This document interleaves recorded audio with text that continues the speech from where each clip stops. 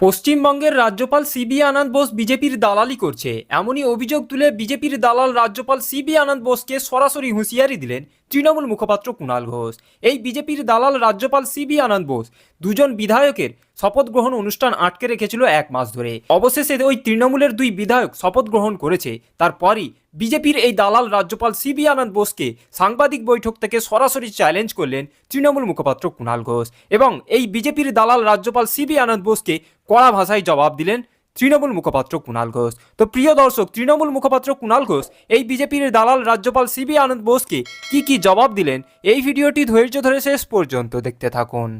রাজ্যপালের এটা একটা উনি যেটা করেছেন, এই যে দুজন বিধায়ক তাদের শপথ তিনি অকারণ জটিলতা করেছেন, বিলম্ব করেছেন, তারপরে সম্পূর্ণ সাংবিধানিক পথে বৈধভাবে অনারেবল স্পিকার বিধানসভায় যা যা ব্যবস্থা নেওয়ার নিয়ে স্পেশাল সেশন যখন চলছিল ঘটনাচক্রে, সেই সময় এই বিষয়টা দৃষ্টিগোচর হওয়ায় এবং ডেপুটি স্পিকার তিনি তার বক্তব্য জানানোর পরে হাউস সর্বসম্মতভাবে স্পিকার সাহেবকে দিয়ে ওথ টেকিং করিয়েছে। এ তো খুব স্বাভাবিক ব্যাপার এবং সাংবিধানিক বিষয়।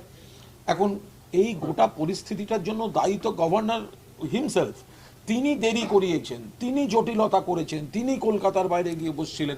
তাকে বারবার বলা হয়েছে একটা নন ইস্যুকে কেন ইস্যু করছেন। দুজন উপনির্বাচনে জয়ী বিধায়ক, দয়া করে তাদের শপথটা বিধানসভা স্পিকারকে বলুন করিয়ে দিতে। সব জায়গায় সেটাই স্বাভাবিক ব্যাপার, কত এর আগেও হয়েছে। উনি জটিলতা করতে গেছেন সেরকম একটা পরিস্থিতিতে, যেটা হয়েছে বৈধভাবে হয়েছে। এবার উনি অসহায়ের মতো একটা নালিশ ঠোকার মতো দিল্লিতে রাষ্ট্রপতিকে জানাচ্ছেন, কিন্তু অনারেবল স্পিকার জানিয়েছেন, তিনিও গোটা বিষয়টা রাষ্ট্রপতি মহোদয়কে জানিয়ে রেখেছেন। আমার মনে হয় রাষ্ট্রপতি মহোদয়ও বুঝবেন যে অকারণে দুজন বিধায়ককে শপথে এই বিলম্ব ঘটিয়ে রাজভবন ঠিক কাজ করেনি। ফলে রাজ্যপাল ওনার মনে হয়েছে চিঠি লিখবেন, ঠেকাতে পারেননি, দেরি করিয়েছেন, জটিলতা করিয়েছেন। তারপর দেখেছেন রাজভবনই অপ্রাসঙ্গিক হয়ে গেছে, শপথ হয়ে গেছে। তা এখন অসহায়ের মতো ওখানে দিল্লিতে চিঠি পাঠাচ্ছেন। মানুষ ভোট দিয়ে বিধায়কদের জেতাচ্ছেন, মানুষ ভোট দিয়ে বিধায়কদের জেতাচ্ছেন বিধানসভায় পারফর্ম করার জন্য।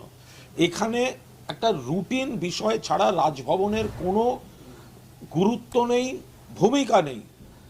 একটা জিনিস বুঝতে হবে, যখন মুখ্যমন্ত্রী বা মন্ত্রিসভার শপথ হয় তখন সেটা রাজ্যপালের হাতে, প্রধানমন্ত্রীর যখন শপথ হয় তখন সেটা রাষ্ট্রপতির হাতে। কিন্তু এই নরেন্দ্র মোদী যখন আবার সাংসদ হিসেবে শপথ নিচ্ছেন তখন প্রোটেম স্পিকারের হাতে লোকসভায় দাঁড়িয়ে।